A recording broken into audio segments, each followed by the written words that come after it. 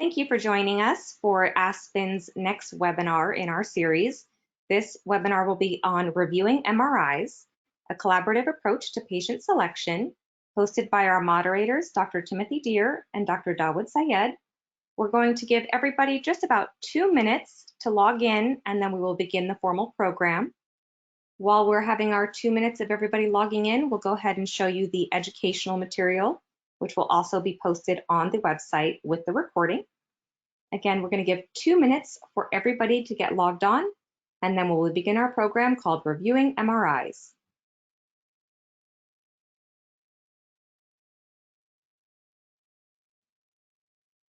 For those of you just logging in, thank you for joining us.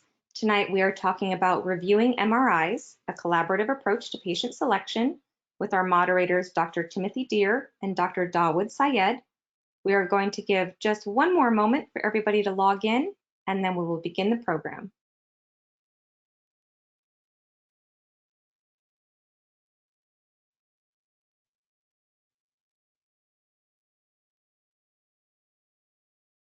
Thank you all for logging in tonight. We are going to now begin our program, Reviewing MRIs, a collaborative approach to patient selection, with Dr. Timothy Deer and Dr. Dawood Sayed moderating.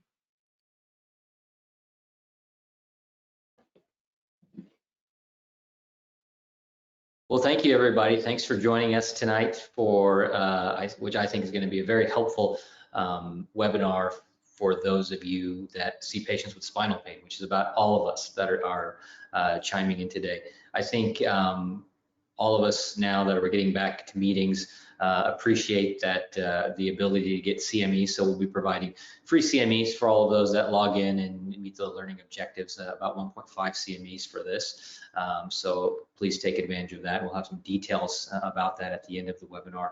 But I'm kind of reminded on the topic of this, Tim, you may or may not remember, I'm sure you do remember, you have a great memory. It was about 5 or 6 years ago, we were at a course for interspinous spacers, and this may have been the first pre-ASPN debate when we got into kind of a heated, I think it was my first time getting, me and you had differing views on this. It was about reviewing MRIs. I still kind of remember this very clearly, and I was kind of like, I think we should always, be reviewing all of our MRIs, and you kind of had a counterpoint, which was, I thought, at the time I didn't agree with you, but then I did. I don't know if pain docs should really be looking at MRIs because most of them don't really know what they're looking at.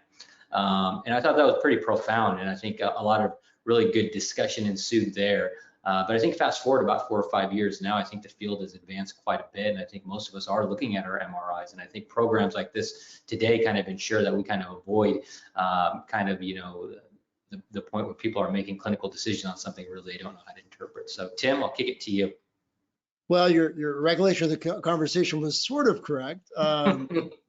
My recollection of it, at the time you were saying before you did a spacer or lumbar decompression, you should always look at your own MRIs, which I personally agree with, and you personally agree with. But my point was a lot of interventional pain physicians at the time, this was probably dating back to 2015 or so, really had not looked at their own MRIs and didn't understand what they were looking at, sagittal view versus the coronal view, or whatever they were looking at. So my real point there, and I think you and I both agree, you should understand the MRI before you actually are the one who makes the decision on the MRI. So I think we've evolved as a specialty now, and most of us really are students of the game. And tonight we have a great radiologist who's going to help us understand even better when we're looking at spinal stenosis, for example, what we're actually looking for. And I know a lot of people watch this live, but a lot more people watch actually on our website. So I encourage you to really stay through the discussion.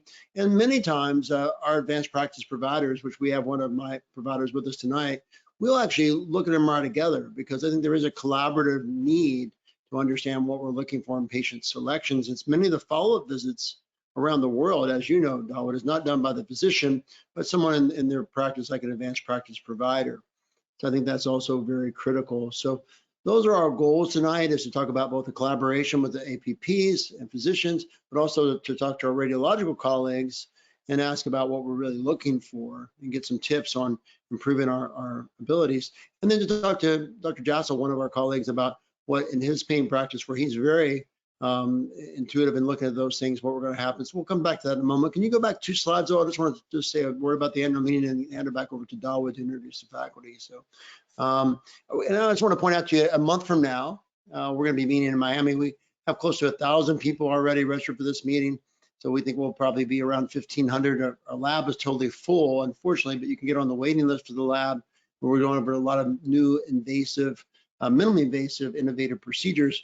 And then for those of you who couldn't make this lab because it's full or your travel schedule, we're going to be having an introduction next week of a new lab in Las Vegas in January, which I think you'll find very intriguing because it's going to be one of the largest cadaver labs ever been held in our specialty. So, Dawood, any thoughts on the annual meeting? Then I'll give it over to you to discuss the program tonight. Yeah, no, I think, we're all really excited for this. We have plenty of room to add a few more people to the annual meeting. Unfortunately, our room block is pretty full. We're looking at probably maybe renting out the entire Lowe's hotel or maybe a larger hotel for next year due to the demand. But, I think, those people that still want to register, please do register. Our team will work with trying to get you accommodations in or around the meeting. So we'll try to make every effort to get everyone and many people down there that really want to attend. So yeah, we're really excited for July, that's for sure. Well, that's a great point. If you haven't registered yet and you want to come, we will actually have Michelle Byers and the team that works with Michelle, Stephanie, and others who do a phenomenal job, try to help you find some accommodations if there's not any available on site. So we'll make room for you. We'll bring you into the network as we learn from each other. So great introduction. Next slide, please.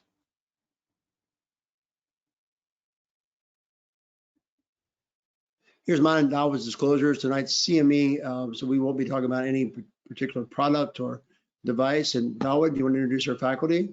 Yeah, as Tim mentioned, we really have a very diverse and expert faculty today, composed of, interventional pain physicians, both from backgrounds in physiatry as well as diagnostic radiology. And then we also have our advanced practitioners that work with, some of the people here today.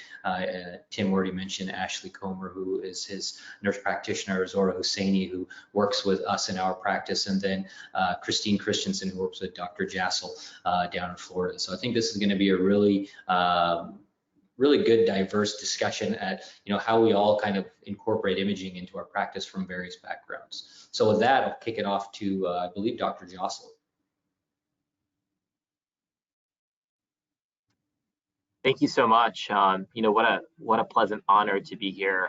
Thank you, Dr. Syed, Dr. Deer. You guys both said it very, very nicely when you opened it up. 2015 actually was a very pivotal moment for myself. I remember being in my pain fellowship at that time, and remember reading an article, and the article actually still holds true. And I often bring it up with Christine, the nurse practitioner that works side by side with us, and we collaborate on patient care. But this article was written by Jensen Modick back in 1994.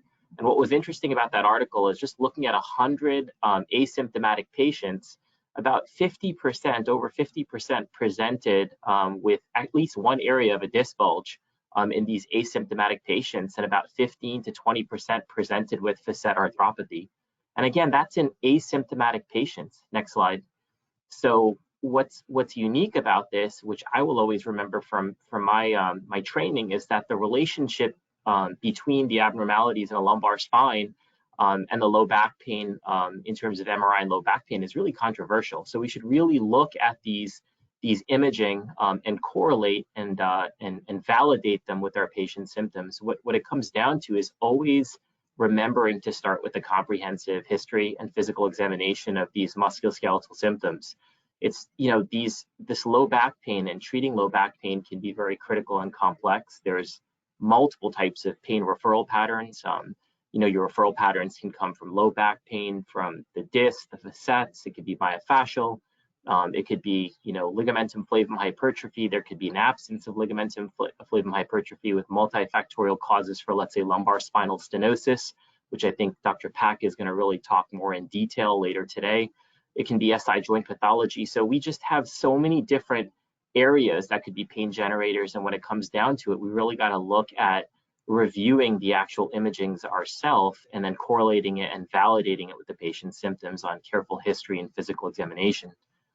In terms of planning for patient treatments, I think we're going to look at at reviewing these imaging, I know in our practice, let's just say just picking lumbar spinal stenosis, for example, when I look at the MRI, I'm going to assess whether I need to start off with some sort of a diagnostic and or a therapeutic injection, ESI, maybe with an epidurogram at the particular level that I'm going to assess for ligamentum flavum hypertrophy, and assess whether the imaging suggests a next treatment option for my patient. So I'm really utilizing the image to plan for the type of treatment option for my patient to set them up for the next particular procedure or final therapy. Because as we were saying earlier, there's so many treatment options for our patients, and there's definitive treatment options for our patients, and we want to select the right types of definitive treatment options earlier for our patients. Secondly, we're really using these imagings now to assess the actual treatment area itself. We're looking at this imaging more carefully to help for procedural planning. Scrolling just off, let's say, midline to our sagittal imaging to assess for lamina, interlaminar space at the level of stenosis, let's say, that we're trying to treat for direct or indirect decompression. Checking for areas of listhesis, checking for subtle things like epidural lipomatosis. We're assessing for prior surgery, fusions and or laminectomy at the treatment sites or even the adjacent levels. And we're looking for hardware and maybe things that are sort of in our way, things like stimulators that have been placed before, or pumps that have been placed before, and whether that's going to skew our imaging when we're trying to plan or map for trajectory of our next type of definitive procedure. And lastly, we're gonna use this imaging review to really develop a patient care plan. Again, just using the information that we just gathered to develop and finally execute the right type of therapy for the right patient. And again, just realizing that we're never going to delay the treatment care to our patients. We have so many definitive treatment options now finally for our patients. And it's nice that you can execute these types of treatment options earlier by doing a careful history, physical examination, and then really correlating it with the MRI to determine where the pain generator is and treating the right types of treatment options for our patients. Next slide, please.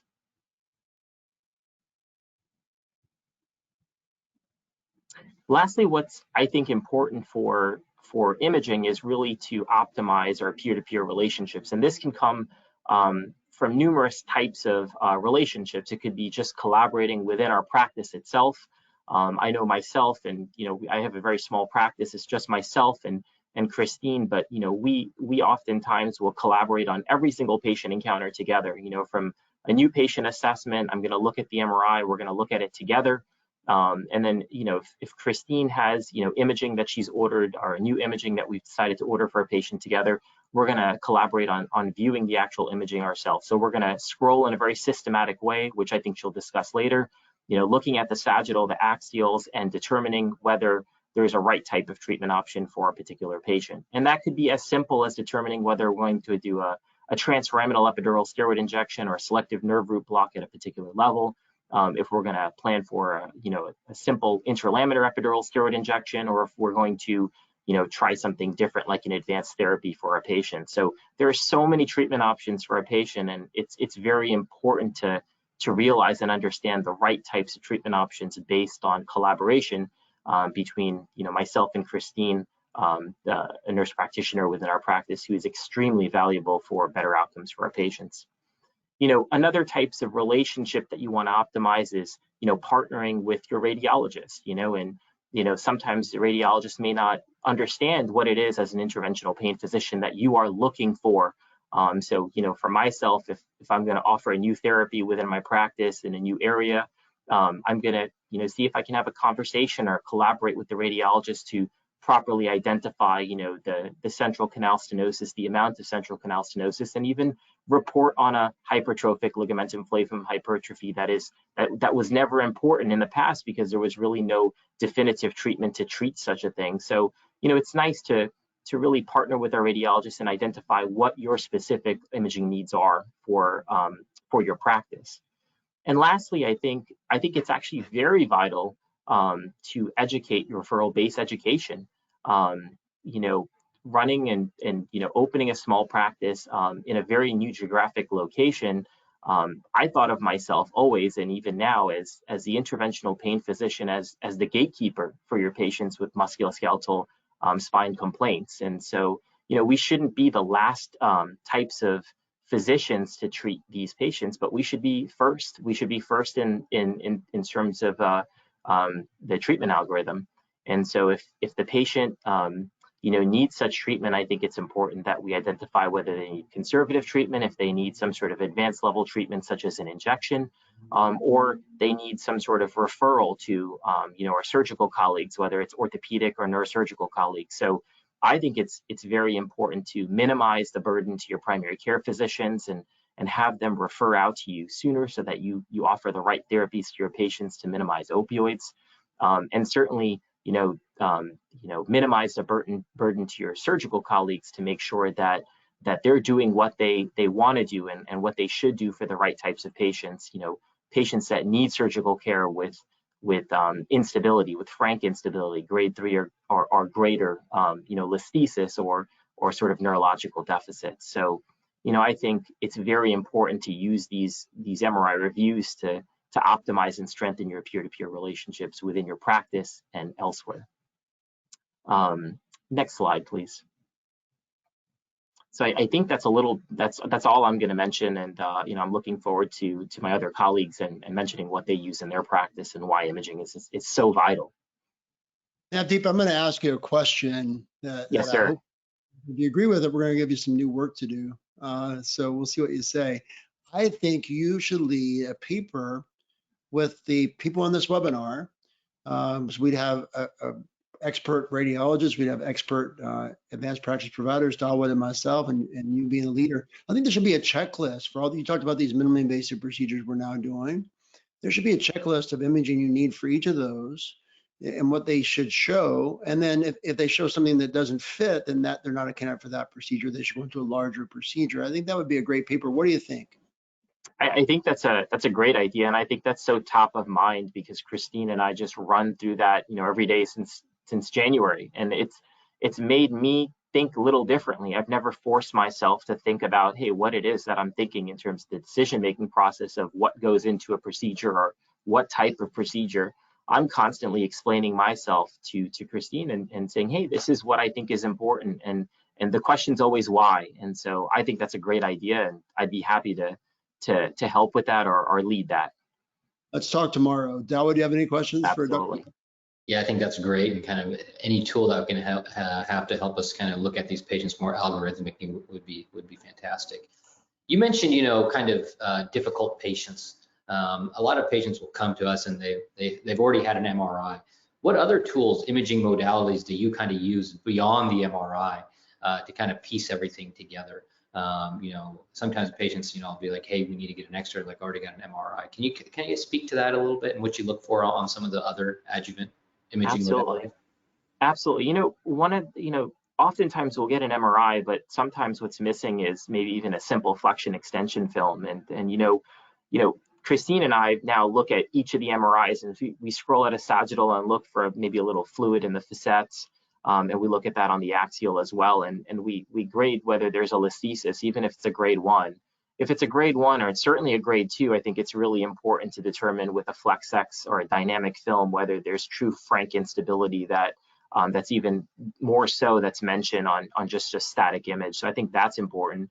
Other things are, what if the MRI is actually normal, or what if there's something there that just doesn't make sense with the symptoms. Maybe it's time for an X-ray of a pelvis or an X-ray of the hips and seeing whether the hip is a pain generator or the SI joint. So it doesn't always have to be an L2 radic. It could be a hip pain generator.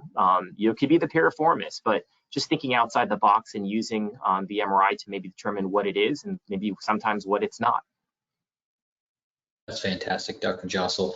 We have a couple of questions that came in through the chat, but we'll save those for the end.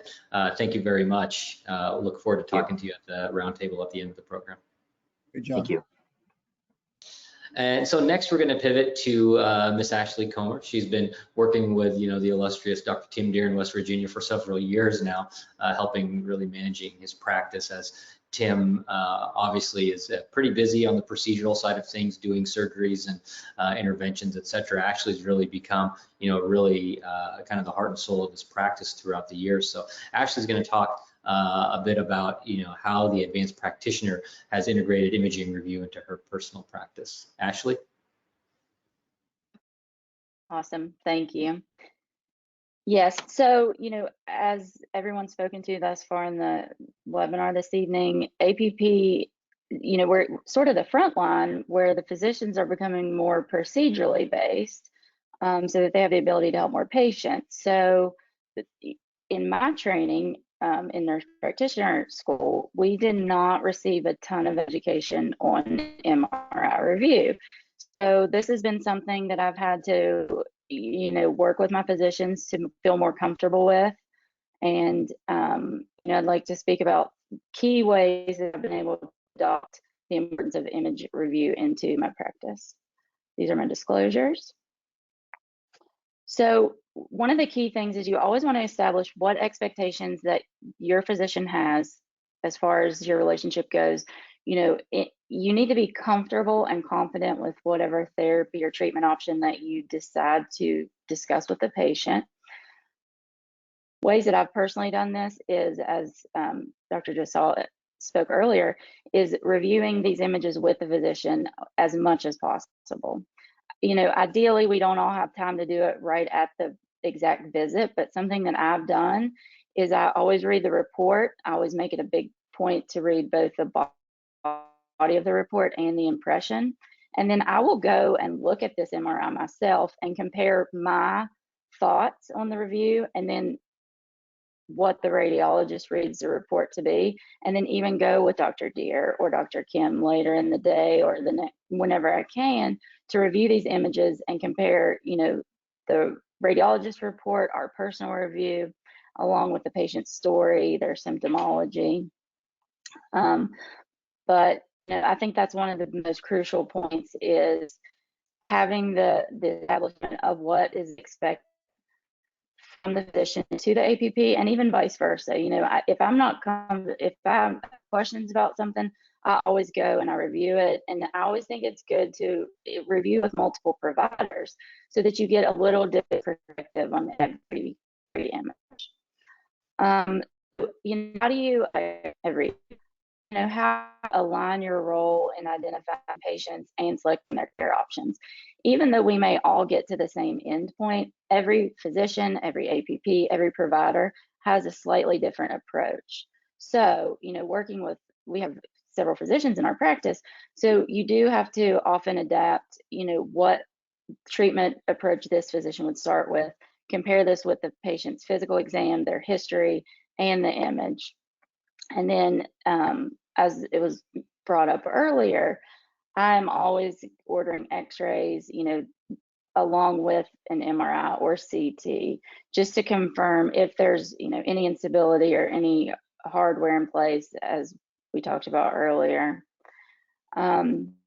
So you just want to have that alignment in what the algorithm is with each physician and the treatment options available. And then building comfort with your practice's image software. So this is something I just honestly get in the system and I click every button that I possibly can. We use X, I'm familiar with it. I learn something new on it constantly. I've learned how to, measure, if you're looking for the ligament, if you're looking at the facet joints, what views to look at. And every day I feel like I do learn something different. And that is key to you have to just be comfortable with it. And the only way you're going to be comfortable with it is if you just play around with whatever software that you do have available. And those are my thoughts. Thank you. Ashley, thanks a lot for that. I think, one thing you mentioned, which I think is really important for APPs. I know we have residents and APPs watching this broadcast, and the question I'll ask you just briefly is, one of the questions from one of the residents was, does looking at the images ever change our plan? So, a lot of times I'll see a patient, I'll do a procedure, I say, if this doesn't help you, we're going to move to this next step.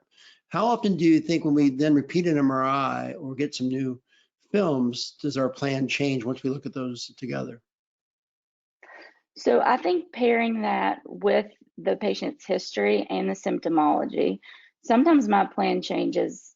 I may think it is a radiculitis and I get an SI joint x-ray and I bring them in and I do their physical exam and I review this and I change my plan entirely. I won't say that it happens constantly, but it definitely can happen.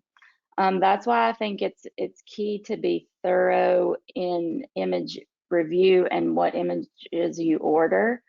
So anytime that I have any question, if it could be, mechanical SI joint, or if it is a stenosis, claudication type treatment plan, I always get x-rays of the lumbar spine and the sacroiliac joints, just because I like, first off, it sends the patient for one trip and you have all this imaging available to get a more global picture. And then you do have the opportunity that if their symptomology changes or their presentation changes, then you have the images available to review. Very good, very good. Darwin, any questions? That's great. I had one question, but I'm going to get rid of that question because when Tim asked his, it kind of sparked an interesting thought in my mind. So when you're reviewing this imaging, because you order a lot of the injections that kind of show up on Dr. Deere and Dr. Kim's schedule. How do you kind of utilize what you see on the imaging and like what type of block? Like how do you use like diagnostic blocks? Like when you see something that's spinal stenosis versus SI versus facet, what's kind of your thinking around those types of things? What will you order first, or et cetera? So oftentimes I do order more of the diagnostic block first, unless I review an MRI. They have neurogenic claudication symptoms. They've failed conservative treatment. They, oftentimes just listening to the patient's story can even change my treatment plan during the visit, because I may go in, look at their image and say, okay, this is my plan based on the intake notes, but I get in there and they say, well, I just can't go to the grocery store. I can't do this. And then even in the visit, my plan very well may change. But oftentimes if I can, I start out with a diagnostic block, especially if it's a facetogenic problem. And I'm very transparent with the patient of what the algorithm is, what to expect from each procedure, and what our options are that we have moving forward. Because if they don't know what to expect, they're never going to do well, because they may think, well, I'm supposed to get this one thing done. This didn't help me. There's nothing else they can do for me. So I have to think building that transparency in the beginning so that they're aware of it gives them the understanding to do better overall, because they know that there's other treatment options moving forward for each pain generator. Great, thank you so much, Ashley. I think we'll have a couple more questions for you at the panel at the end. Thank you. So next we're going to have, I think this is really going to be very helpful for a lot of us that we kind of dabble in MRI imaging review, but Dr. Pack is someone that is a radiologist by training, and very interestingly enough, he's kind of his practice has evolved. He's done a fellowship in interventional radiology, so he also is very active on the interventional side, doing things like invasive lumbar decompressions and multiple interventions. So Dr. Pack, I think we're all really interested to see how you as a radiologist look at MRIs and how it kind of focuses your treatment plan. Dr. Pack, thank you. Oh, thank you. All right, no pressure here now. All right, well, thanks for having me. Again, my name is Eugene Pack. I am an interventional radiologist. I'm based in Cincinnati. So to riff off of Mark Twain, the end of the world comes, you go to Cincinnati because it'll take 20 years for it to get there. So we're like still waiting for like COVID to happen. Anyway, so tonight my job here is to just dumb MRIs and CTs down. Get them real simplified so you have a kind of an organized approach in reviewing them for your patients and your procedures. And there's no one right way to do this. I have a pretty simple way of reviewing my MRIs, that not every other radiologist is going to use. Some might, but not everyone does. My work is a lot different than the other speakers here today, because for me, someone else has done a lot of the hard work or heavy lifting for me already. I get the referrals because another pain doctor has seen a patient and has determined the patient needs a nerve block or an ESI or a decompression, and then they send the patient to me. And when I get them, my job is basically just to make sure that that's truly what's going on. I see the patient, I do an H&P and assess their clinical status. But rarely do I ever say, no, this is not the right thing for you. You need something else. These are usually pretty vetted out by the time I get to them. So, MRIs are a fairly bread and butter thing for me. I spent a few years in my residency learning how to read MRIs. Your job when you get a patient in an MRI is not to create a diagnostic, full diagnostic report of the MRI. It's to get the information you need and get it quickly. And so when I say get a patient for decompression, I have a very focused approach, which will be different than if I got a patient who has a vertebral fracture and needs an augmentation or something like that. The MRIs can be a little intimidating when you first open up. You see all these series and sequences, and it's not necessary to get too confused with them.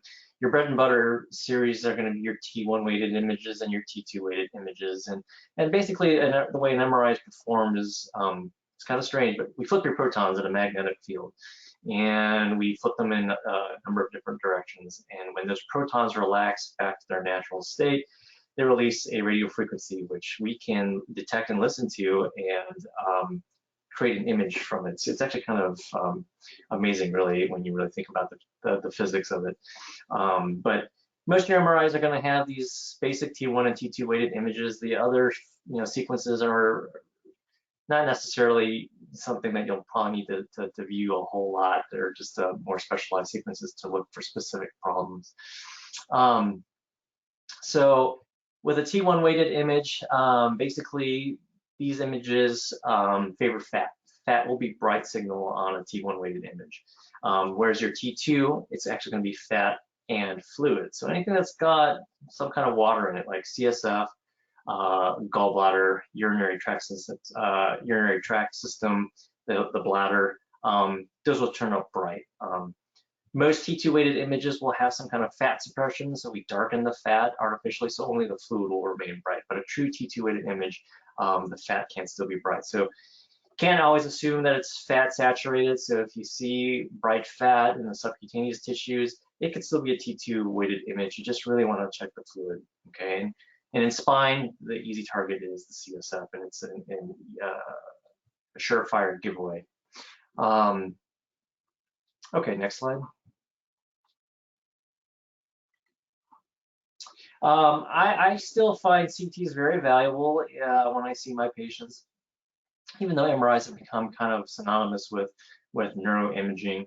CTs can be a poor man's substitute if an MRI just can't be obtained, if the patient has a pacemaker or some other kind of contraindication for an MR.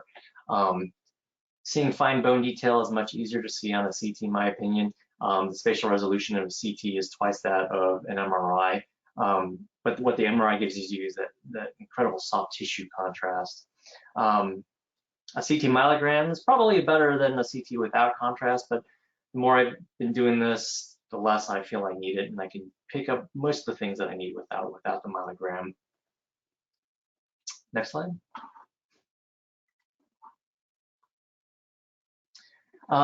So I've always liked this slide. It just shows a nice spectrum of central canal stenosis, ranging from normal to severe.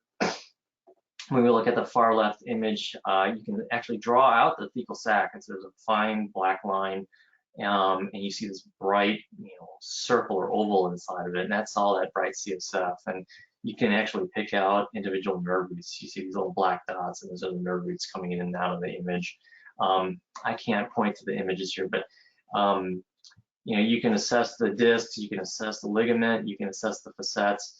And as you go through the progression from normal to severe disease, you see the hypertrophy in the facets, you see the thickening of the ligamentum flavum, you start seeing disc herniations or disc bulges, and that thecal sac will start to get compressed. It'll start going from what looks like a circle in a normal spine to like maybe a football with some mild stenosis, and then starts to get pinched and starts to look like a fidget spinner, and eventually starts to look like a triangle or is completely obliterated in your most severe cases.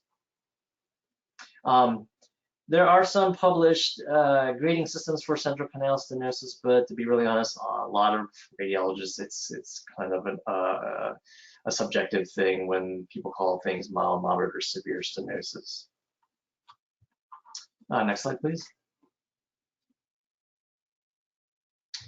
So here are two side-by-side T2 weighted sagittal images of a lumbar spine. And when we look at the normal, the central canal looks like a pipe. It's just straight. It's a nice ribbon all the way down. You see that bright CSF going from bone to bone. So you have the back of the vertebral bodies and then the front of the lamina. And you know, if you got an MRI of a 15-year-old, it looks like this beautiful column of uninterrupted CSF running all the way down. Whereas when we go into a degenerative spine, one with stenosis, look at the image on the right at L3, L4, you see a pinch in that CSF column.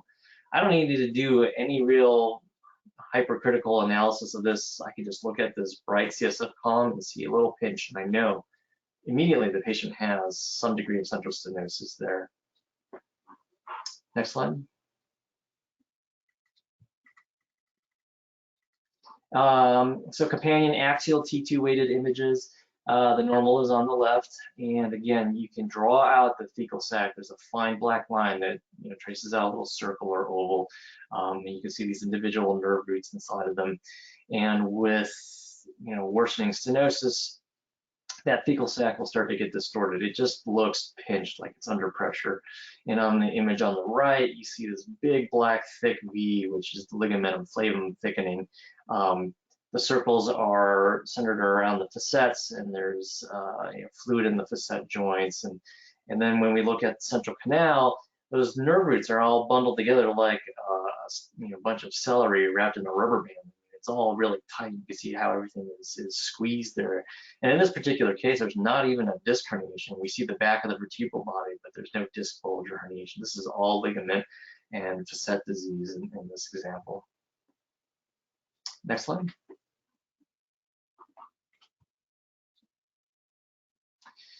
So, depending on the kind of software you have, most of you are probably not going to have access to a full PAC system like I always have every day. So counting can be a little bit difficult. Standard radiology PACs, we can actually number the vertebral bodies and label everything. It's really nice, and the counting becomes almost automated. So if you lack that and you still have to count through your axials, you can start at the sacrum or you can start at T12.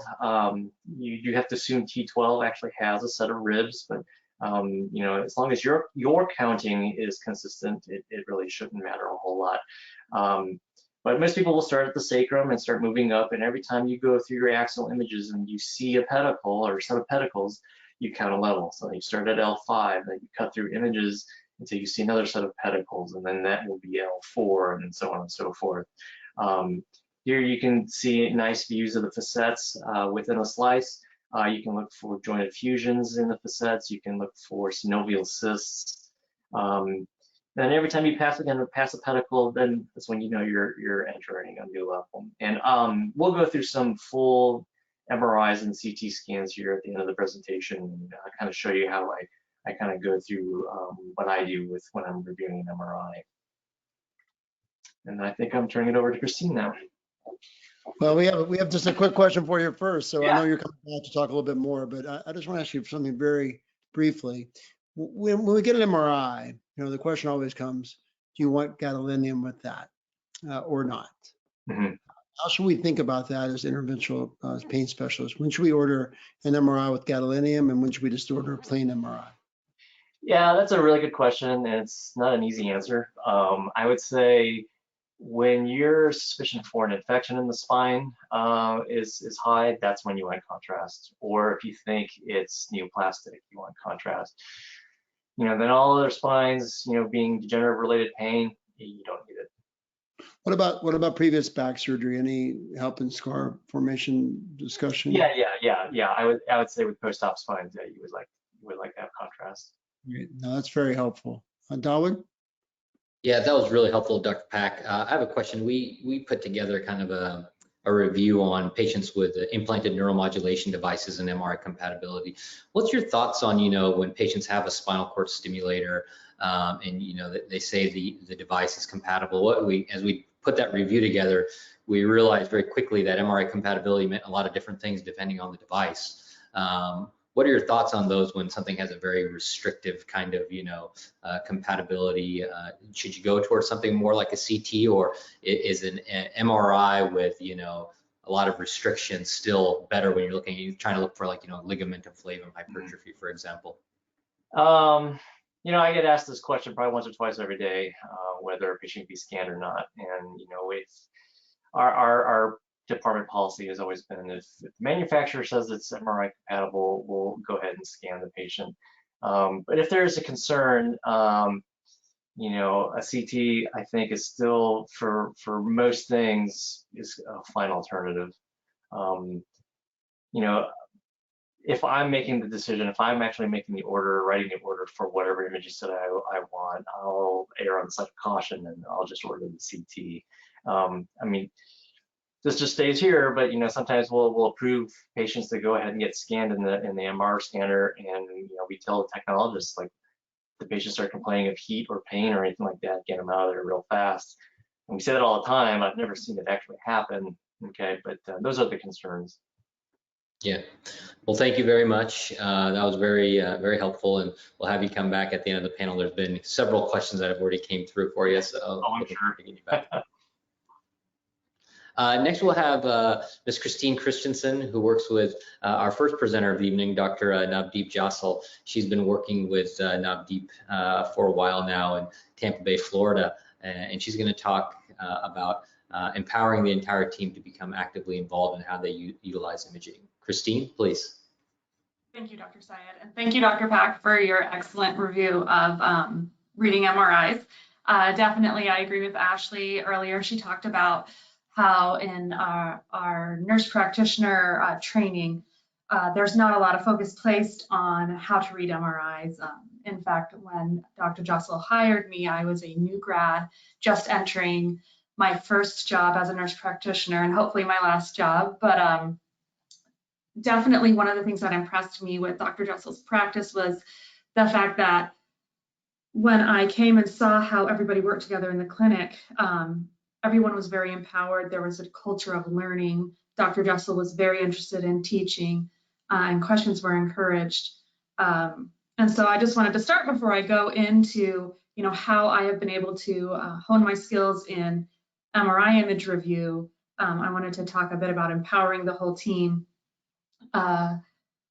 So one thing that is important to note is when the whole team is empowered, you're able to capture more information and get a better H&P from a patient.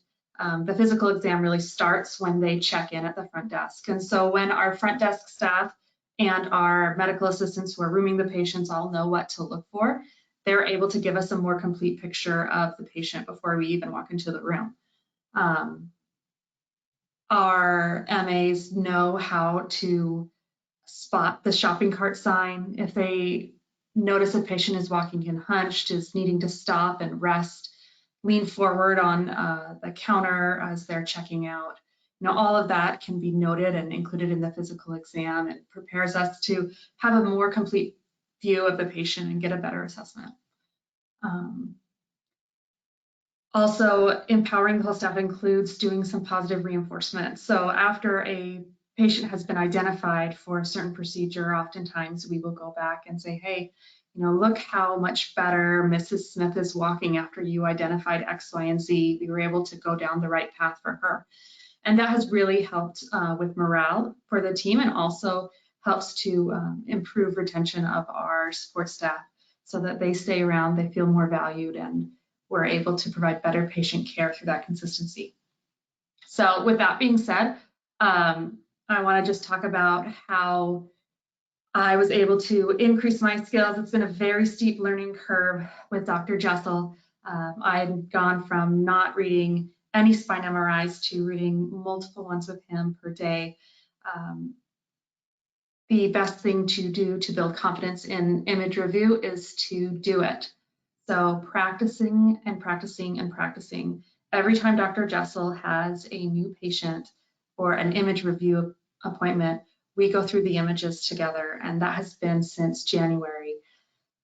We are able to go through and see any abnormalities in the MRI. Just like Dr. Pack was saying, we do take a systematic approach.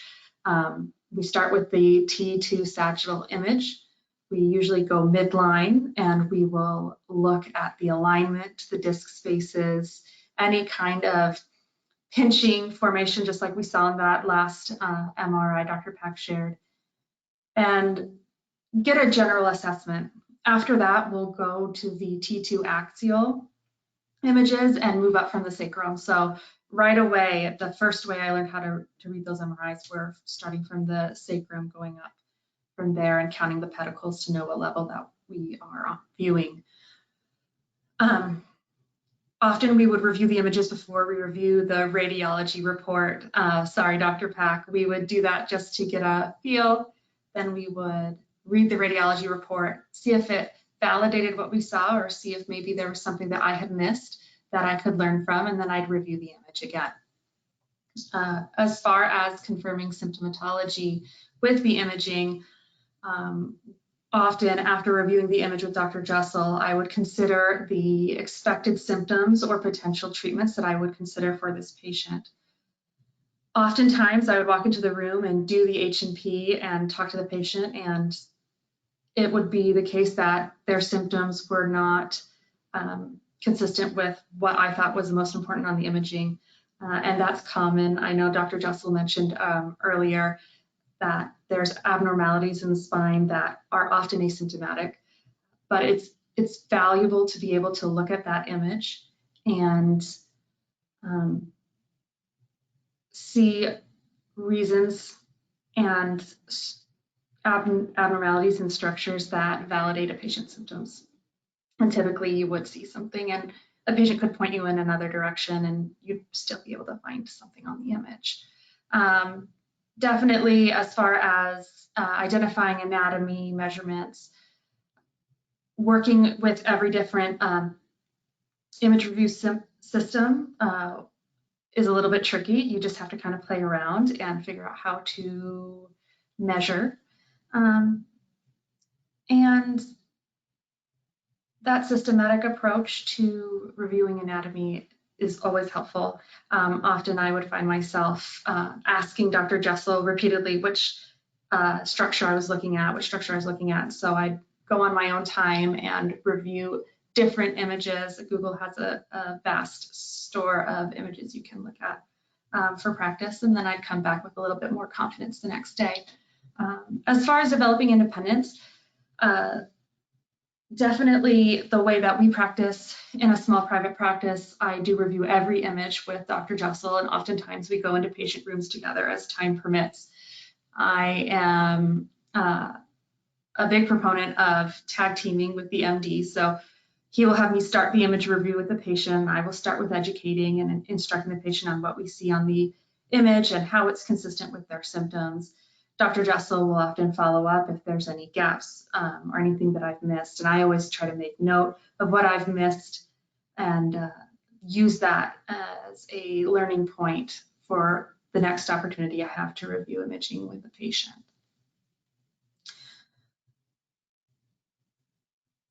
I think that's all I have. Any questions, Dr. Deer, Dr. Syed?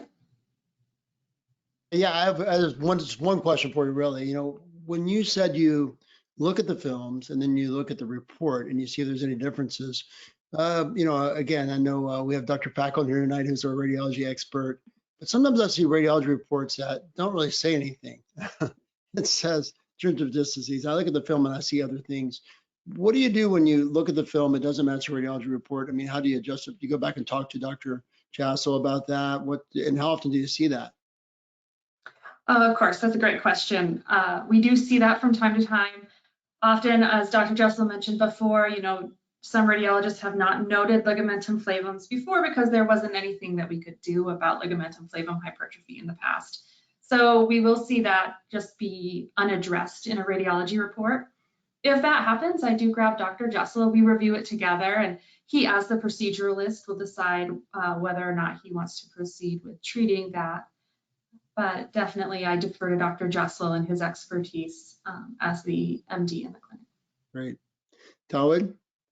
Yeah, you did a really fantastic job, Christine, kind of working through all the things that you've done to kind of get to the point you are. The last bullet point you had there was on developing independence, and I've seen kind of the role of advanced practitioners really evolve from, you know, primarily maybe just managing the medications in the practice, et cetera, to really kind of pulling the trigger on a lot of the advanced interventions that we do on our patients. So say, for instance, something like a minimally invasive lumbar decompression. What are you looking for, you know, that you see on the MRI where like, this is a home run. I really don't even need to talk to Dr. Jessel about this. I'm just going to kind of, you know, start speaking to the patient about it. This is really kind of the right way to go. What have you kind of, what kind of helped you get that confidence in things like that? That's a good question. So a lot of times those mild procedure candidates who are home runs are very obvious. You'll see, you could pick out the mild brochure and review it with the patient and it would match exactly what the patient's saying. So they're pretty obvious. The ligamentum flavum and central spinal stenosis on MRI are easy to see. I'm at a loss at how to describe it because it's something that I think Dr. Jessel has done such a good job at building my confidence in. We definitely know it when we see it. It looks a lot like the pictures Dr. Pack identified, and the patients are usually very symptomatically consistent. And at that point, I feel very confident moving forward, giving them the information and starting the next step in the process towards a mild.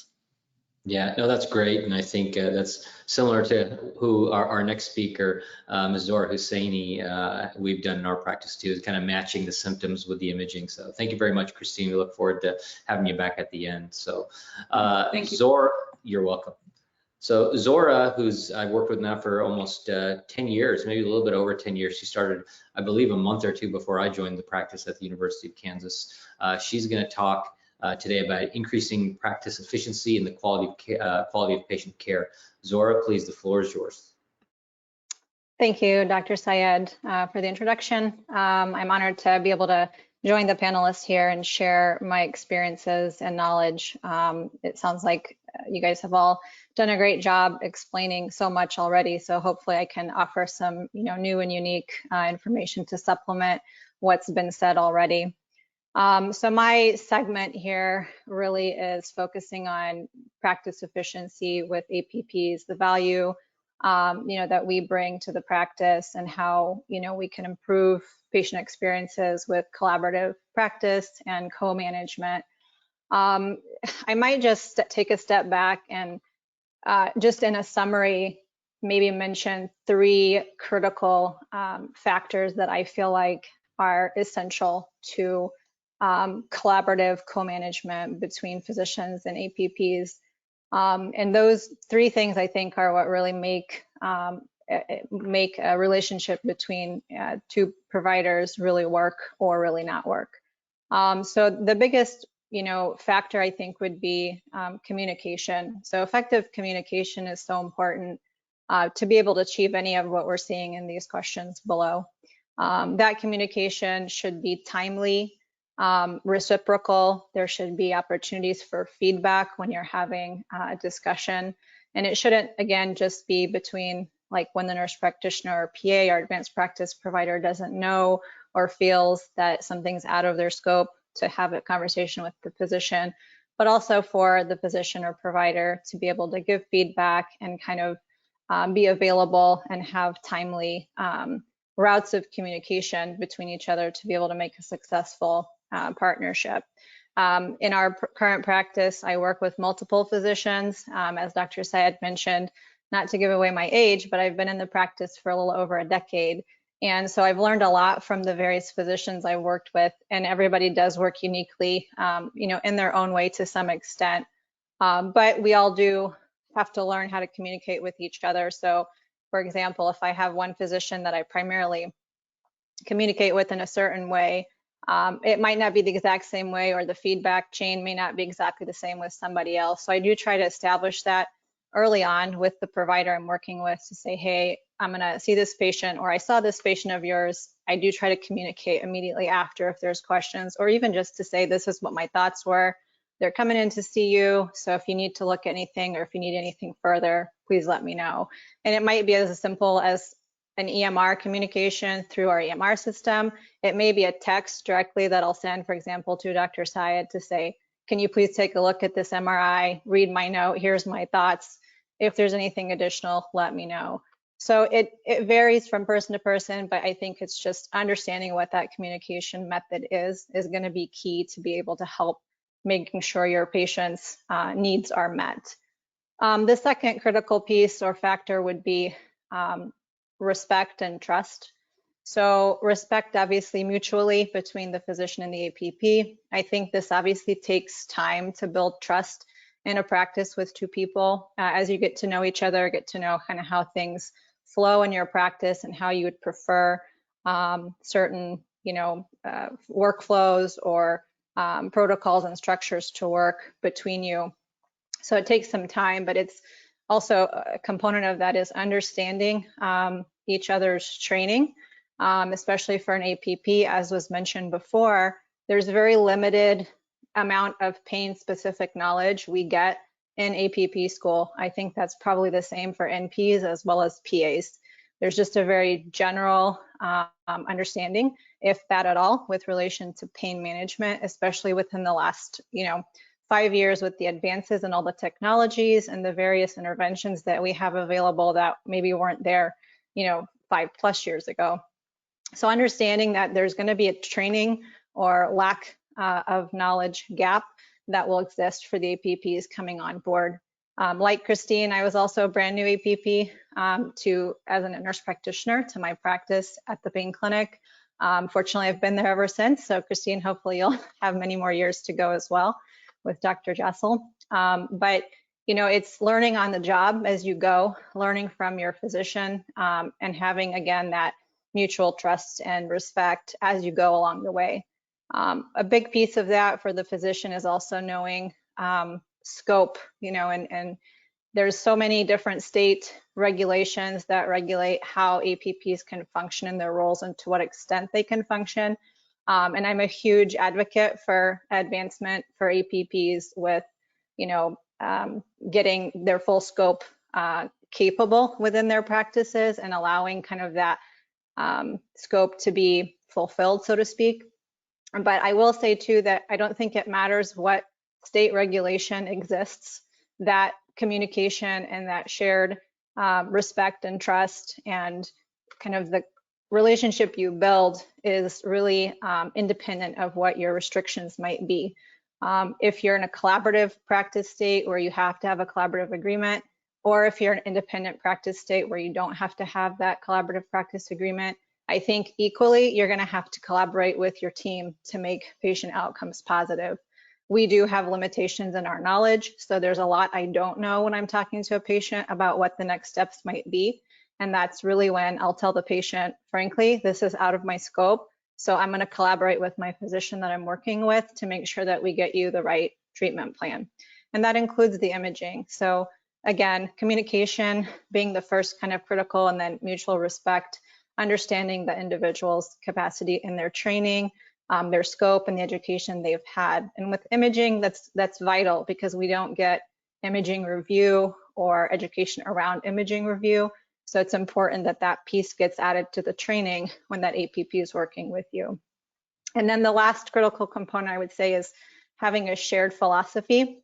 So having kind of a complementary practice style and then mutual patient goals. So of course, if you guys are on a different wavelength, that's not going to work for the benefit of your patients or yourselves. Being able to be efficient in your practice is going to be limited if you guys aren't on the same page. So aligning kind of that clinical idea or the goals that you have for your patients is going to be so important when you're trying to give patients kind of a quality experience and improve their outcome. And then through time, as you build training, as you build that respect and trust, then you can essentially have the ability for your APP to recognize more patients more efficiently, reading those imaging studies, collaborating with you, having good communication to know, am I on the right track? Do I need to go down a different route for this patient? And then that optimizes the time, right, that you as an APP can spend educating a patient. If you felt like you've been trained well and you're confident in that capacity to read that imaging, and know that you have your physician a phone call away or an EMR text away to confirm if you do have questions about that treatment plan, then obviously I feel like you're going to be able to be efficient with your time and then optimize your physician's time so they don't have to bring that patient back in, do a whole nother assessment and re-review the same imaging you just did with the patient. So hopefully, these factors I think can allow, that collaborative relationship to really be able to give your patients that experience, to offer them that quality and be more efficient both with your time and the practice. I don't think that there's much else I'll add to that, so I'll turn it back over, Dr. Syed and Dr. Deer, to you. Great job. Let me ask you a quick question. So, you have a fellowship in Kansas where you're there, and I'm sure you have colleagues, but a lot of fellowships, there's no nurse practitioners or PAs, and the fellow men never work with anyone other than other physicians. We have a lot of residents and fellows either watching this currently or will watch it on our website. What's your, just give me a very brief summary. What would be your advice to that person coming to a new practice, their first job as a doctor out of fellowship, when there's APPs there? What's the best way to learn how to interact and work with an APP? So that is a great question. I mean, there's obviously so much research and data around team-based practice models and how that's so much more efficient for everybody and for the patient's outcome as well. I think the biggest thing is really respect, that whole respect concept. Dr. Syed knows I'm a big stickler when people say mid-level providers.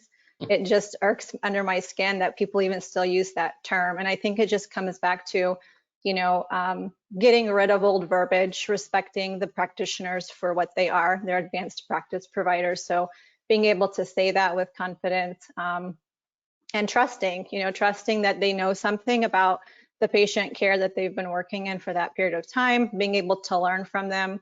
Our fellows have all been great. They come out and we see each other often. So in the clinical space, we'll see each other, we'll cross paths.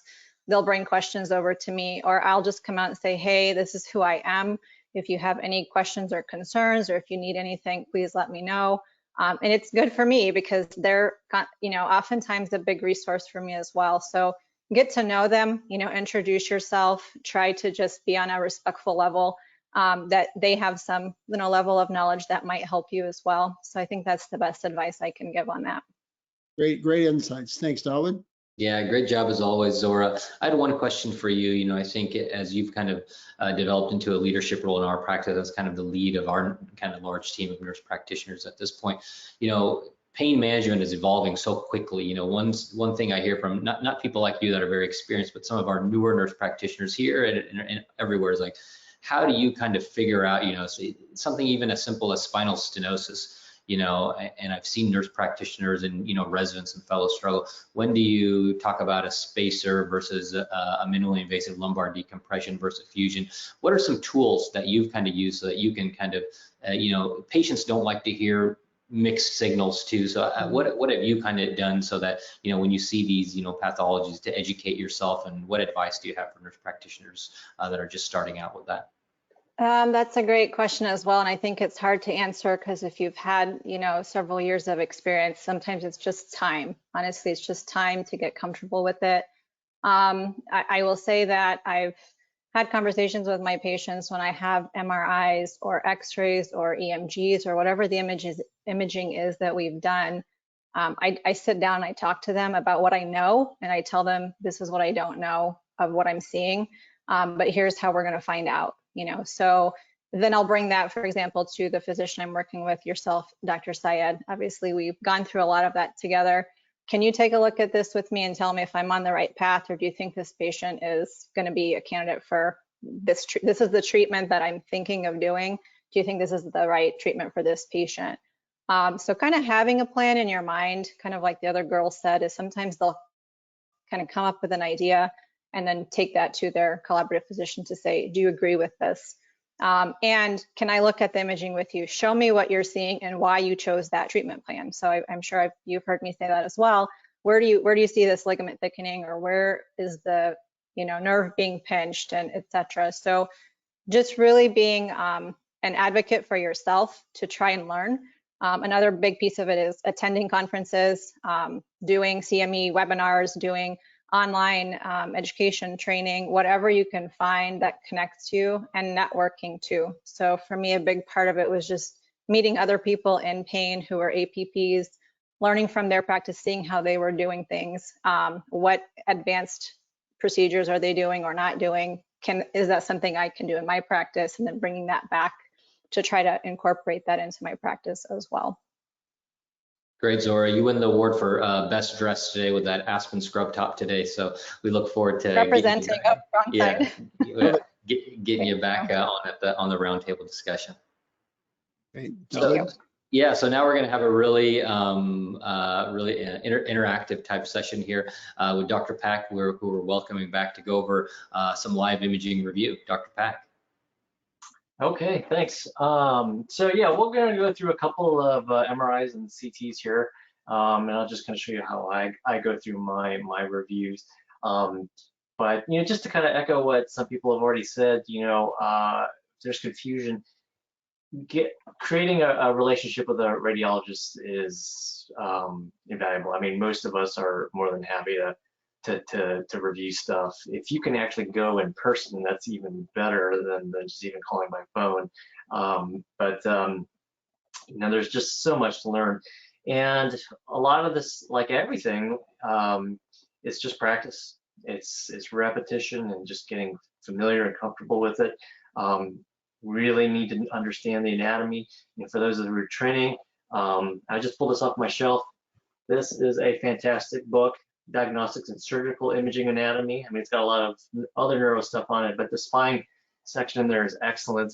And it really teases out all the anatomy that's pertinent for what you need. And then the MRI correlates, so lots of really nice illustrations.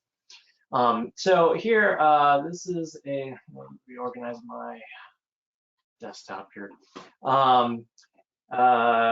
How I approach an MRI, and again, usually you'll see a list of thumbnails somewhere on your PACS reader, and for most things, your MRIs are going to have sagittals and axial images. It's not that common that we perform MRIs in coronals.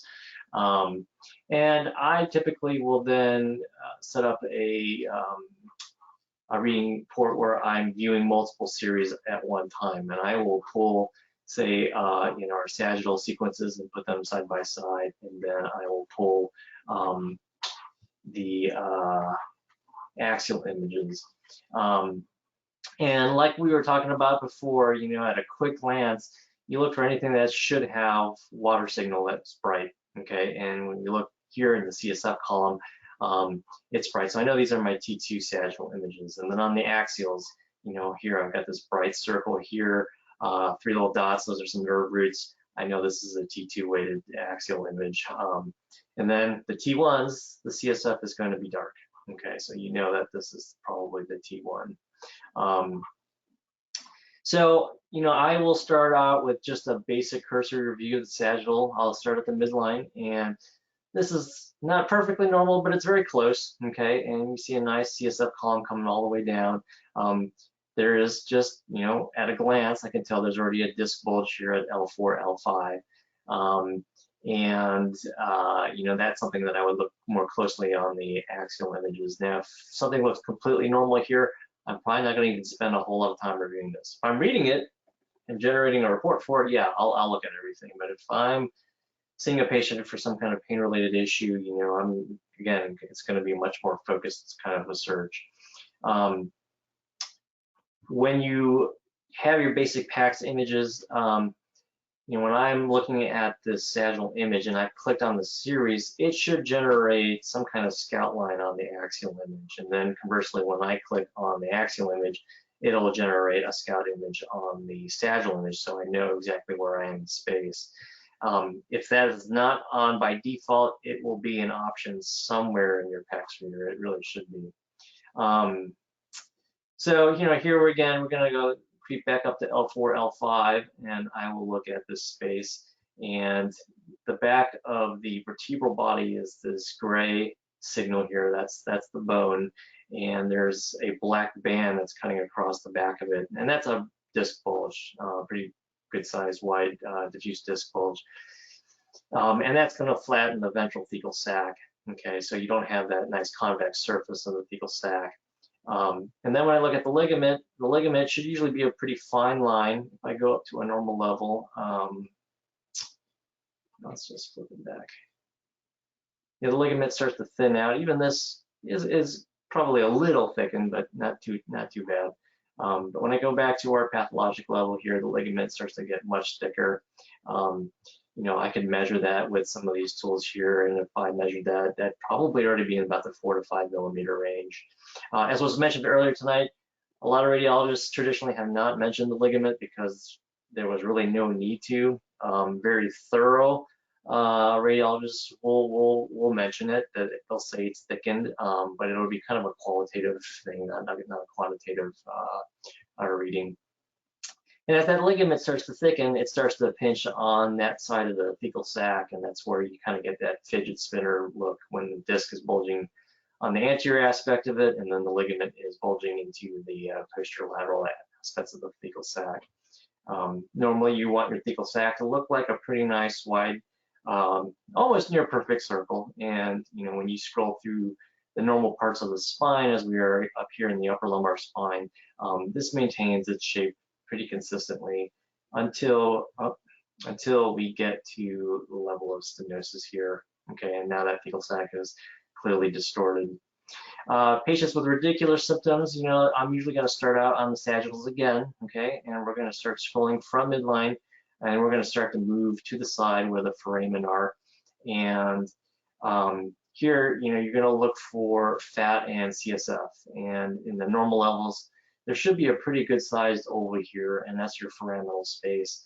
And with degenerative disease, whether it's discogenic or facet or ligamentum hypertrophy, this space will start to squeeze and get tightened, okay? And I can tell that this patient at L4-5 has a pretty good L4-5 stenosis on the right. And then when you look at the corresponding axial image, you see this disc bulge swinging way out into the foraminal space. A lot of facet hypertrophy, a lot of this black is hypertrophy cortical bone, and that has grown and has obliterated that neural foramen. If you look at the T1s, you're really just looking at the fat, okay? There's very little epidural fat here surrounding that nerve root, whereas when you look at the normal levels, there's plenty of fat in that space. There's a lot of room there, and as we move down, even at L3, L4, there's some mild narrowing there, but at L4-5, this is more of a moderate to severe type of narrowing. Another thing that has also been mentioned, with the sagittal midline images, it's a really good way to just check the alignment. Okay, it's very simple. It's like looking at a lateral chest or lateral X-ray.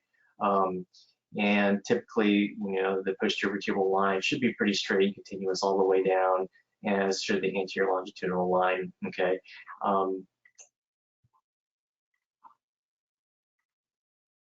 Here's an example of a spine that clearly has a little bit of malalignment.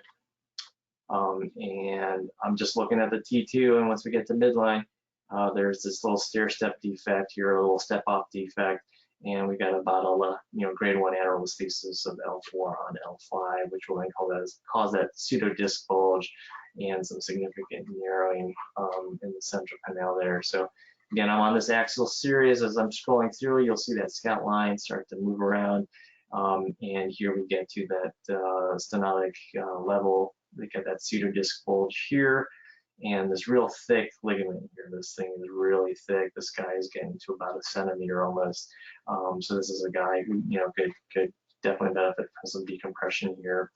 As we showed on the previous example, you know, if we're looking at foraminal disease, foraminal stenosis, I'll start out at the sagittals, and I'll start out at the midline, and then start moving towards the lateral recesses. And you know, here we've got a good, this is more kind of like a moderate stenosis here at L4-5 on the right. And I know it's the right because my scout line on the axial images has shifted from here to there, and as you should know, the orientation is, you know, it's flipped like the patient is looking at you.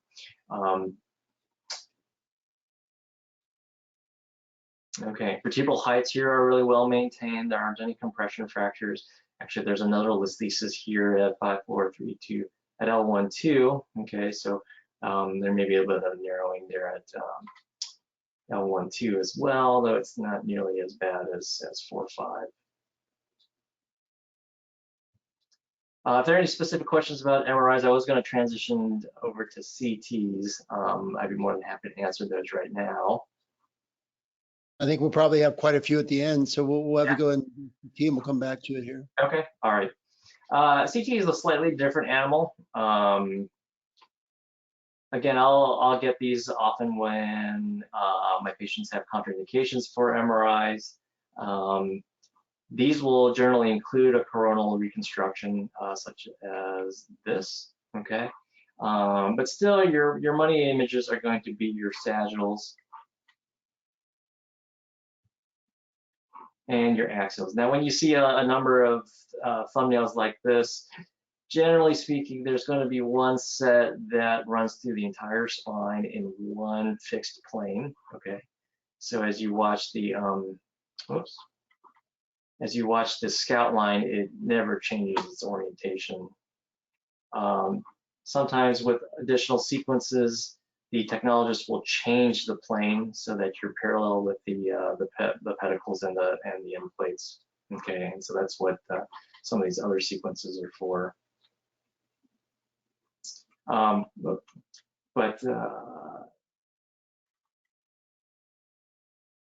I can get a lot of the same information on the CT than I can from the MRI. So, for example, here at L4-5, when we look at the central canal, you can actually see the ligament here. This kind of a medium gray here is the ligamentum flavum, and the darker gray here is the fecal sac.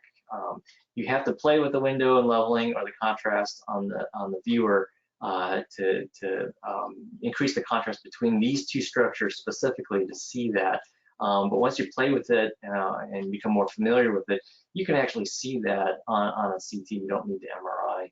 You know, as I move a little bit higher in that same disc space, there's a disc bulge here. The ligament is really thick, and you can kind of make out a slightly darker triangle here, and that's the fecal sac. We've got some really significant stenosis. So I would not need an MRI in this example to diagnose this patient with stenosis.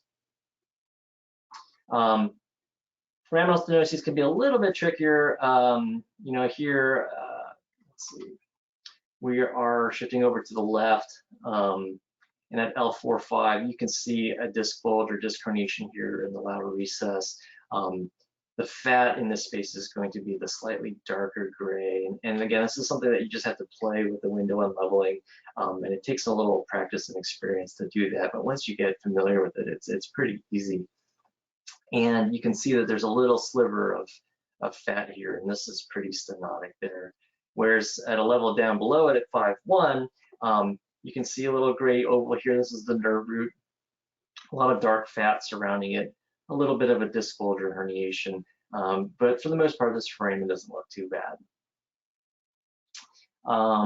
With the CTs, I always find the bone detail to be much more detailed, and you can see all of this bulky facet hypertrophy, which can be a little bit harder to pick up on an MRI. What the CT won't show you are synovial effusions, but clearly you can see all this really nasty hypertrophied facets. If we go up to higher, the facets here are a little cleaner, although this patient is probably a lot older and has pretty diffuse disease. And then the ultimate challenge, as always, is the patient with hardware. So here I got my axial set up there, and you get a lot of beam hardening artifact, and that's the streakiness that the hardware creates. And what happens here is the X-ray photons are having a harder time getting through all this metal, and it creates these kind of imaging voids in the picture here.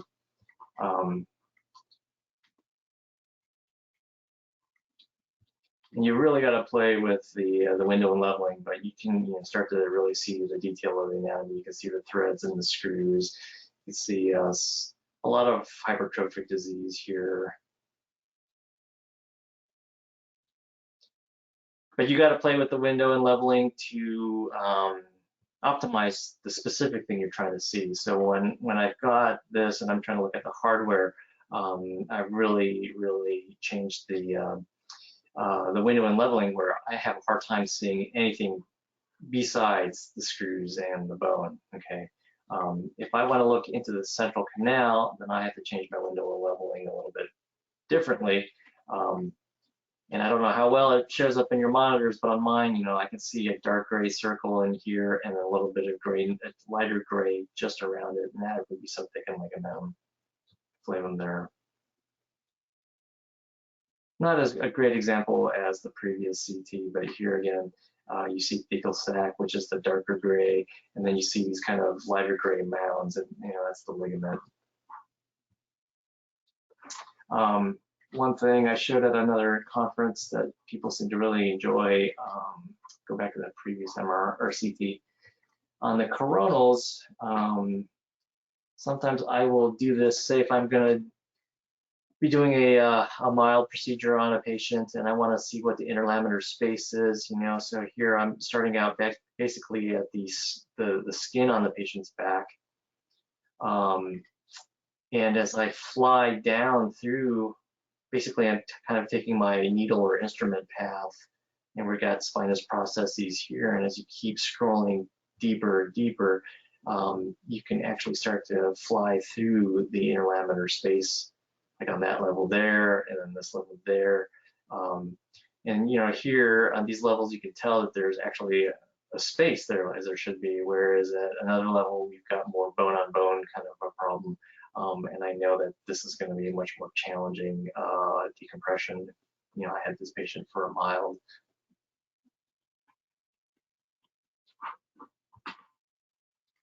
Okay. So that's kind of a real, basic nuts and bolts of what I usually do. To go through all this kind of imaging in a really comprehensive state, we could be here for days, and I don't think anybody wants to do that. So I'll open the floor to questions. So that was really helpful, and I think we're going to bring back our other panelists. We're going to have what we call rapid fire. I think we have about 10 minutes to answer several questions. So I'll ask everyone to give kind of a quick answer. Dr. Pack, I'm going to start with you, and that is CT or CT myelogram. One of the audience members asked the question, how do you decide which to order? That's an interesting question. Just in my evolution of my practice, when I got a CT, I started with myelograms because I thought it would give me a little bit more information, and honestly, it does. But the more comfortable I've become, and the more I've reviewed these specifically for whatever intervention I'm considering, I'm finding that I don't need that contrast. I've had a couple patients who just had anaphylactic allergies to contrast, so we didn't give it, and then I just thought, oh, you know what, I can tell what I need, without the contrast. So I don't routinely order myelograms anymore. Very good. Darwin? I have a question for the advanced practitioners. It comes from the president of ASIP, Dr. Amal Sohan. Interesting question. I'm going to modify it just a bit. For advanced practitioners that you recognize aren't practicing at the top of their scope, what are the limitations there in those pain practices? I'll start with Zora, and then we'll go Ashley, and then Christine. I think that's a good question. There's several APPs I network with at different conferences, and I hear this a lot Majority of the time, I would say they feel that it's a preference from their physician. Collaboratives, oftentimes it's lack of confidence with the APP themselves. They don't feel that they're trained or they don't feel comfortable doing certain things, so they limit themselves to a particular level of care. So I think it goes back to just understanding the scope and their training and being able to offer that to your APP and empowering them to grow. So giving them opportunities to attend training sessions, lectures, or conferences that might help them build their confidence and get the skills that they need. So I think it comes to really an understanding of what their scope is. Sometimes the APPs just don't feel the confidence to do that.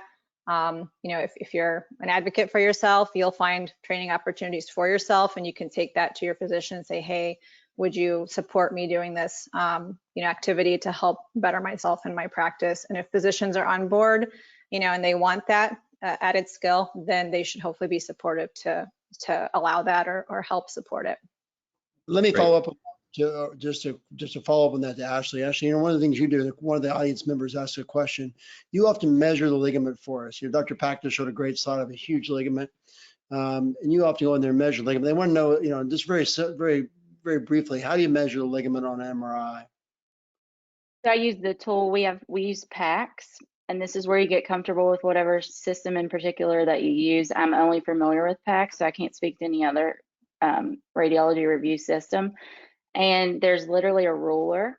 I click the ruler, I look at the ligament, and I click it, measure it, and it gives me the exact measurement. But that's just something that you have to get comfortable with on whatever software that you use.